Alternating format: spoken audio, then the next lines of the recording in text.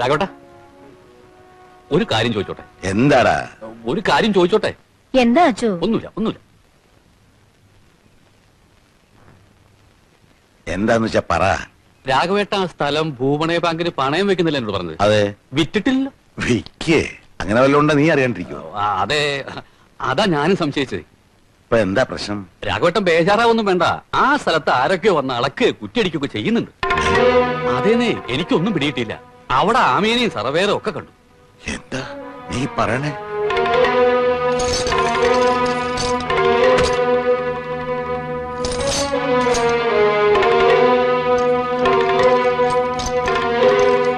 അപ്പോഴേ ഈ പറമ്പിന്റെ ഉടമസ്ഥൻ വന്നിട്ടുണ്ട്. എന്താണ് സംഭവം എന്ന് പറയൂ സാർ. ഇത് retired station master Raghavan Nair, ഇദ്ദേഹത്തിന്റെ ഭാര്യയുടെ പേരുള്ള സ്ഥലം. ഇത് നോട്ടീസ് കിട്ടിയില്ലേ?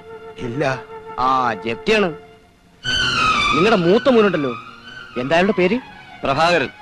അയാളുടെ പാർട്ടി ഓഫീസിന്റെ കെട്ടിടം പണിക്ക് വേണ്ടി ഈ സ്ഥലം ഇവരുടെ ബാങ്കിൽ പണയം വെച്ചിരുന്നു. ഭാനുമതിയമ്മ ഭാര്യയല്ലേ? അതെ. അവരാണല്ലോ പേപ്പർ ഒപ്പിട്ട് കൊടുത്തത്. സാർ, ഈ മനുഷ്യൻ ജീവിതകാലം മുഴുവൻ കഷ്ടപ്പെട്ടുണ്ടാക്കിയതാ ഈ സ്ഥലം. ഞങ്ങൾക്ക് ഇപ്പൊ എന്ത് ചെയ്യാൻ പറ്റും? കോടതി കാര്യമല്ലേ.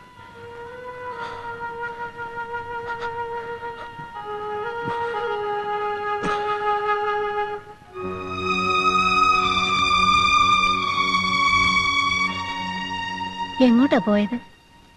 അച്ചു എന്താ വന്ന് പറഞ്ഞത്? നീ എന്നെ ചതിക്കായിരുന്നല്ലേ? ഈ കാലം അത്രയും ഞാൻ അധ്വാനിച്ചുണ്ടാക്കിയ സ്ഥലമല്ലേ അത്. നമ്മൾ ഒന്നാണെന്ന് കരുതിയ അന്ന് നിന്റെ പേര് വാങ്ങിയത്. എന്നോടൊരു വാക്കുപോലും ചോദിക്കാതെ ഇത് ചെയ്യാൻ നിനക്ക് എങ്ങനെ മനസ്സ് വന്നു പാനു? എന്താ ഉണ്ടായേ? ചെന്ന് നോക്ക്, ബാങ്കുകാർ ജപ്തി ചെയ്തോണ്ടിരിക്കുക. ലതികയുടെ കല്യാണത്തിന് ഞാൻ എവിടുന്ന് പണം ഉണ്ടാക്കും? അത് കുറച്ചു ദിവസത്തെ ഒരു കാര്യത്തിനാണെന്നും പറഞ്ഞ് പ്രഭാകരൻ നിർബന്ധിച്ചപ്പോ. എന്നിട്ട് എവിടെ നിന്റെ പ്രഭാകരൻ? അവിടെ കണ്ടില്ലല്ലോ. നമ്മുടെ മോനല്ലേ എന്ന് കരുതിയാ ഞാൻ. അച്ഛൻ അറിയുന്നതിന് മുമ്പ് തിരിച്ചെത്തിക്കാമെന്ന് ഉറപ്പ് പറഞ്ഞപ്പോ. വേണ്ട, ഒന്നും പറയണ്ട. എന്റെ മക്കൾ എന്നെ മനസ്സിലാക്കിയില്ല, സ്നേഹിച്ചില്ല. നീയും. നിങ്ങളാരും എന്നെ ഇനി അധികാലം ജീവനോടെ കാണില്ല.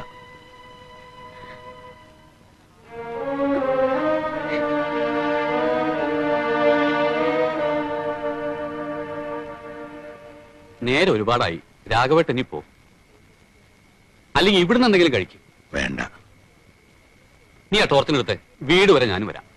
നിനക്ക് ഞാൻ ശല്യമായല്ലേ? എന്താ രാഘവേട്ടായി പറയണത്? ഒരേ കാര്യം തന്നെ ഇങ്ങനെ ആലോചിച്ചോണ്ടിരുന്ന മനസ്സമാധാനം ഇല്ലാണ്ടാവുന്നല്ലാതെ ഒരു കാര്യമില്ല. ഓർക്കാൻ ഒരു കാര്യമല്ലല്ലോ ഉള്ളത്. അച്ഛനറിയോ, ഇടയ്ക്കിടയ്ക്ക് സ്ഥലമാറ്റങ്ങൾ ഉണ്ടാകുമ്പോ കുട്ടികളുടെ പഠിത്തം തകരാറിലാകുമല്ലോ എന്ന് കരുതിയാ അവരെ ഞാൻ വീട്ടിൽ തന്നെ താമസിപ്പിച്ചത്.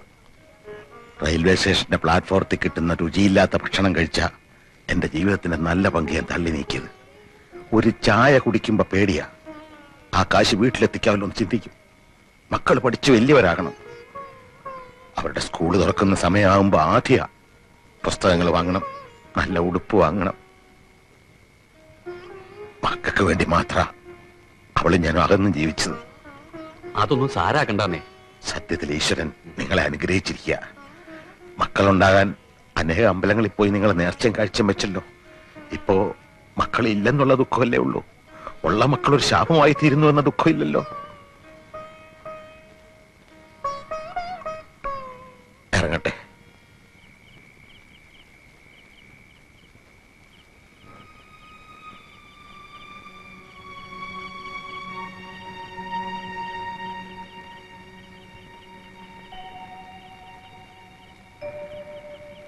നീ ഇതുവരെ ഉറങ്ങിയില്ലേ?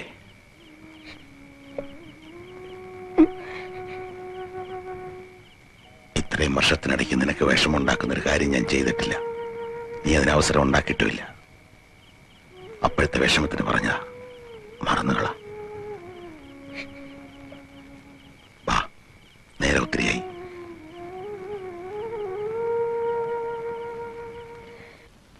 നമ്മൾ സടകുടഞ്ഞ് എഴുന്നേക്കേണ്ട സമയമായിരിക്കുന്നു. ഒരു കണക്കിന് പറഞ്ഞാൽ വൈകി എന്ന് തന്നെ പറയാം.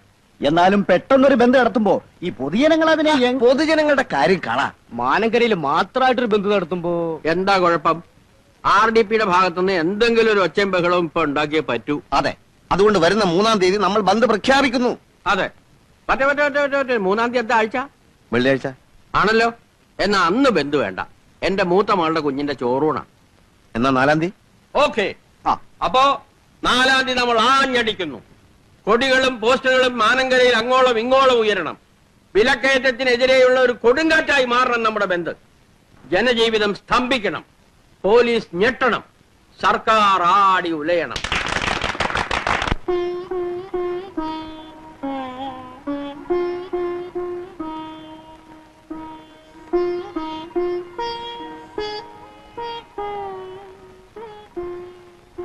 Wish you all the best. Thank U.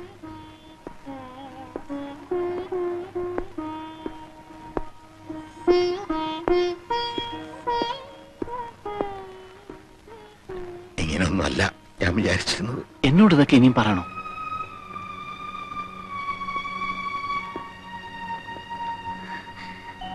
Retire ചെയ്ത് നാട്ടിലേക്ക് വരുമ്പോ അച്ഛൻ ഒരുപാട് മോഹങ്ങളുണ്ടായിരുന്നു. അതിലേറ്റവും വലുതായിരുന്നു നിന്റെ കല്യാണം. നമ്മുടെ മുറ്റത്തൊരു വലിയ പന്തല്, എല്ലാ കാര്യങ്ങളും നോക്കി ഓടി നടക്കാൻ നിന്റെ ചേട്ടന്മാര്, അങ്ങനെ പലതും. അന്ന് കൂട്ടുകാരോടൊക്കെ അച്ഛൻ പറയുമായിരുന്നു, നിന്റെ കല്യാണത്തിന് ക്ഷണിക്കും, എവിടെയായിരുന്നാലും ഓടിയെത്തണം. ഒന്നും പറ്റിയില്ല. എന്റെ മോക്കിതായിരിക്കും വിധി. അച്ഛനെ ശപിക്കരുത്. വഴിയോരത്ത് വെച്ച് കല്യാണം നിർത്തി മോളെ ഒഴിവാക്കുകയാണെന്ന് വിചാരിക്കരുത്. അച്ഛൻ അങ്ങനെയൊന്നും പറയരുത്. എനിക്കൊരു വിഷമമില്ല. ഇനി ഒരു പുറപ്പെടാൻ നോക്കിക്കോട്ടെ അല്ലേ രാഘവട്ട? വീട്ടിൽ വന്നിട്ട് ഇനിയൊരു യാത്ര പറച്ചിൽ ഞങ്ങൾക്ക് വിഷമാവും. ചെല്ല്.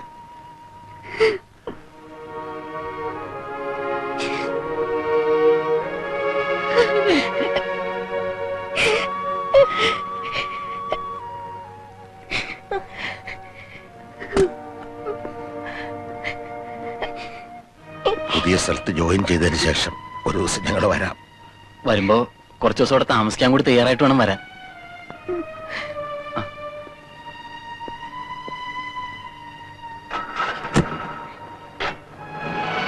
ഭാഗ്യമുള്ള കുട്ടിയല്ലേ ഇതിക. എന്നാലും ഒരു അനാഥ കുട്ടിയെ പോലെ.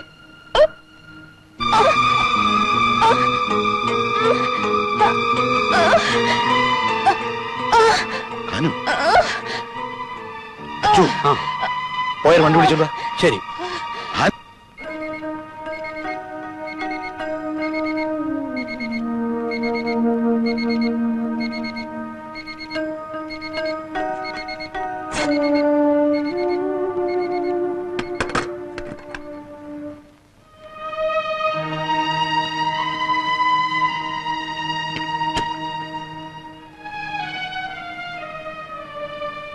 രാഘവേട്ട, ഇങ്ങനെയുള്ള സമയത്താണ് നമുക്ക് ധൈര്യം വേണ്ടത്. ദൈവം നമ്മളെ കൈവിടില്ല. ദൈവം എന്നെ കൈവിട്ടു. രാഘവേട്ട അങ്ങനെയൊന്നും പറയരുത്. ഞങ്ങളൊക്കെ ഇല്ലേ ഇവിടെ. സമാധാനായിട്ടിരിക്കൂ. ഈ ആശുപത്രിയുടെ മെഡിക്കൽ ഷോപ്പിന്റെ കാര്യത്തിൽ നമ്മൾ എന്ത് നിലപാടെടുക്കും? അടപ്പിക്കണം. ബന്ദ് പൂർണ്ണമാവണമെങ്കിൽ ആശുപത്രി അടപ്പിക്കണം, മെഡിക്കൽ ഷോപ്പ് അടപ്പിക്കണം. അപ്പൊ ഇലക്ട്രിസിറ്റിയുടെയും പാൽ വിതരണത്തിന്റെയും കാര്യത്തില് എന്തത്ര സംശയം? ബഹുജനങ്ങൾക്ക് ജീവിക്കാൻ അത്യാവശ്യമുള്ള എല്ലാ സ്ഥാപനങ്ങളും സ്തംഭിപ്പിക്കണം. അതാണ് വേണ്ടത്. ഇതിത്ര ചോദിക്കാനൊക്കെ ഉണ്ടോ?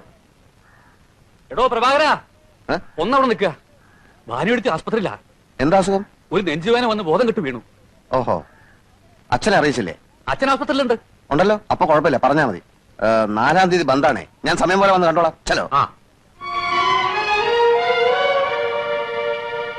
ഒന്ന് വേഗം നോക്കേണ്ട KRP. 4 മണിക്ക് മുമ്പ് 2000 കോപ്പി അടിക്കാനുള്ളതാ. അവസാനം വാക്കുകൾ നന്നായില്ലെങ്കിൽ എന്നെ കുറ്റം പറയരുത്. അയ്യോ, വാക്കുകൾ നന്നായിരിക്കണം. ഓരോ വാക്കും ഓരോ ചാട്ടുളി പോലെ ഇരിക്കണം.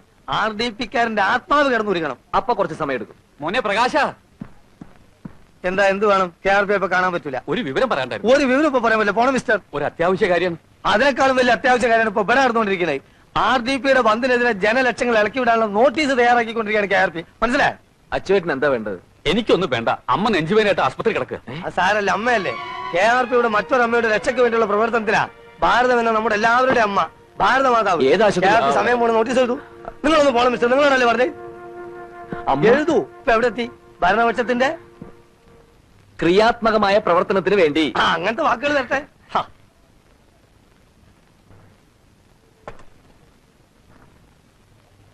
അധികം സംസാരിപ്പിക്കണ്ട കേട്ടോ.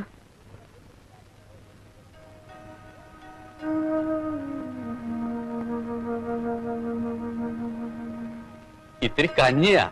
ഭാനുവെടുത്തേക്ക് ഇപ്പൊ സുഖമുണ്ടെന്ന് ടീച്ചർ വന്ന് പറഞ്ഞു. ഒന്നും കൊടുക്കണ്ടെന്നാ ഡോക്ടർ പറഞ്ഞിരിക്കുന്നത്. ആയിക്കോട്ടെ, കഞ്ഞി രാഘവേട്ടന് കുടിക്കാലോ. ഇപ്പൊ എങ്ങനെയുണ്ട് എടുത്തി? പ്രഭയും പ്രകാശനെയും ഒന്നും കണ്ടില്ലല്ലോ അച്ചു. അത് അവരിത് അറിഞ്ഞിട്ടില്ലല്ലോ. 4 കൂടിയ വഴി വെച്ചിട്ട് പ്രശാന്തനെ കണ്ടു. അവൻ കുട്ടിയല്ലേ, വെറുതെ വിഷമിപ്പിക്കണ്ടെന്ന് കരുതി ഞാനൊന്നും പറഞ്ഞില്ല. ചിലപ്പോ ഈ വിവരം അറിഞ്ഞിട്ട് എല്ലാവരും കൂടി ഇപ്പൊ എത്താനും മതി.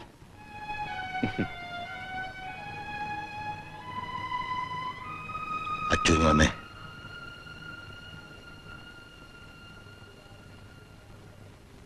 എന്തേ? നീ പ്രഭയം പ്രകാശനെ കണ്ടില്ലേ? അച്ചു, നിന്നെ ഞാൻ ഇന്നോ ഇന്നലെ കാണാൻ തുടങ്ങിയല്ല. രണ്ടുപേരെ നീ കണ്ടു, നിന്റെ മുഖം കണ്ടറിയാം. എന്താ രാഘവേട്ട ഈ പറയണത്? നേര് പറ, നീ അവരെ കണ്ടില്ലേ? അതല്ലല്ലോ നമ്മുടെ ഇപ്പോഴത്തെ പ്രശ്നം. വെറുതെ ഒന്ന് അറിയാൻ വേണ്ടിട്ടാ. അതൊക്കെ കളാ രാഘവേട്ട. രാഘവേട്ടൻ ഇപ്പൊ എന്താ വേണ്ടത്? രാഘവേട്ടന്റെ എന്താ ആവശ്യത്തിന് ഞാനുണ്ട്, ടീച്ചറുണ്ട്. വേറെ എത്ര പേരെ വേണം സഹായത്തിന് പറ. എന്റെ മക്കള് തിരക്കിലാണല്ലേ. ഇതൊക്കെ ജീവിതത്തിലെ ഒരു അനുഭവങ്ങളാണ് അച്ചു. മക്കള്, രക്തബന്ധം എന്നൊക്കെ നമ്മൾ പറയാറില്ലേ, അതിനൊന്നും ഒരർത്ഥവും ഇല്ലടാ. വയസ്സുകാലത്ത് മക്കള് നമുക്ക് താങ്ങാകുമെന്ന് കരുതി നമ്മുടേതായിട്ടുള്ള എല്ലാവർക്കും കൊടുക്കുക. എനിക്ക് മനസ്സിലായി, നമുക്ക് നമ്മളെ ഉള്ളൂ. അച്ചു പൊയ്ക്കോ. എന്റെ മക്കള് തിരിഞ്ഞു നോക്കാത്തടത്ത് നിനക്ക് എന്ത് കാര്യം? അല്ല, ഞാൻ പൊയ്ക്കോ. ഇവിടെ ആരും വരണ്ട, എനിക്കാരും കാണുകയും വേണ്ട. എന്നോടും ഭാനുവിനോടും ദയവുണ്ടെങ്കിൽ ദൈവം ഞങ്ങളെ പെട്ടെന്ന് വിളിക്കും. ഭരണം അവരുടെ കയ്യിൽ, പോലീസ് അവരുടെ കയ്യിൽ. ടൗണിൽ അങ്ങോളം ഇങ്ങോളം പോലീസ് അണിനിരക്കുമെന്നാണ് കേൾക്കുന്നത്. അങ്ങനെ വരുമ്പോ എല്ലാ കടകളും തുറക്കും. നമ്മൾ പോലീസിനെ അറ്റാക്ക് ചെയ്യും. എന്ത് പിണ്ണാക്ക് വെച്ചാ നമ്മൾ പോലീസിനെ അറ്റാക്ക് ചെയ്യുന്നത്? പിണ്ണാക്കും? മിസ്റ്റർ കോട്ടപ്പള്ളി, അൺപാർലമെന്ററി ആയിട്ടുള്ള പദങ്ങൾ പ്രയോഗിക്കരുത്. പിണ്ണാക്ക് പാർലമെന്ററി ആയിട്ടുള്ള പദമാണ്. അതൊരു ഭക്ഷ്യവസ്തുവാണ്, പശുക്കൾ കഴിക്കുന്നത്. പക്ഷെ സന്ദർഭം അൺപാർലമെന്ററി ആണ്. Don't repeat it. എങ്ങനെ അറ്റാക്ക് ചെയ്യും എന്ന് പിള്ള സാർ പറഞ്ഞില്ല. ഛത്രപതി ശിവജിയുടെ രീതി, ചെമ്പടയുടെ രീതി, ഫെഡറൽ കാസ്ട്രോയുടെ രീതി.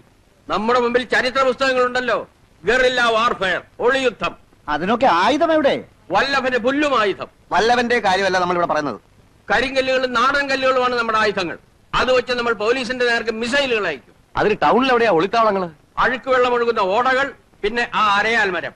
രാത്രി 12 മണിയോടുകൂടി നമ്മുടെ യോദ്ധാക്കൾ ഈ പറയുന്ന സ്ഥലങ്ങളിൽ സ്ഥാനം പിടിക്കണം. നനച്ചിരിക്കാത്ത നേരത്തായിരിക്കും അറ്റാക്ക്. സംഘർഷവും അരക്ഷിതാവസ്ഥയും സംജാതമായാൽ പിന്നെ ഒറ്റ കടകളും തുറക്കുകയില്ല. പോലീസ് പിടിച്ചാൽ പിടികൊടുക്കണം. കൈ നനയാതെ ഇവിടെ വിപ്ലവം വിജയിപ്പിക്കാൻ സാധ്യമല്ല. വരൂ, നമുക്ക് പോയി ഒളിത്താവളങ്ങൾ കണ്ടുപിടിക്കാം. എനിക്കിത് നടക്കുമെന്നുള്ള Kottappally, first obey then question. Come on. അയ്യോ, എന്താ?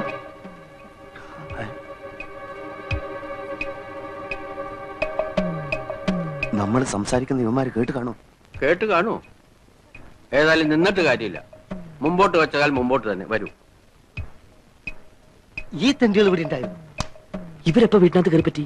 അപ്പൊ തനിക്കൊന്ന് കയറി പരിശോധിച്ചുകൂടായിരുന്നു? ആ, എനിക്കറിയൂ. പക്ഷെ നമ്മൾ സംസാരിച്ച് വളരെ പതുക്കിയാ, കേട്ടാൻ വഴിയില്ല. മിസ്റ്റർ പ്രഭാകരൻ, നിങ്ങളുടെ അച്ഛനെവിടെ? അനുജനോട് ചോദിച്ചപ്പോ അറിയില്ല എന്ന് പറഞ്ഞു. എനിക്ക് ചില പ്രധാന കാര്യങ്ങൾ സംസാരിക്കാനുണ്ട്. അച്ഛനെ ഞാൻ പോക്കറ്റിലിട്ട് കൊണ്ടു കിടക്കാറില്ല.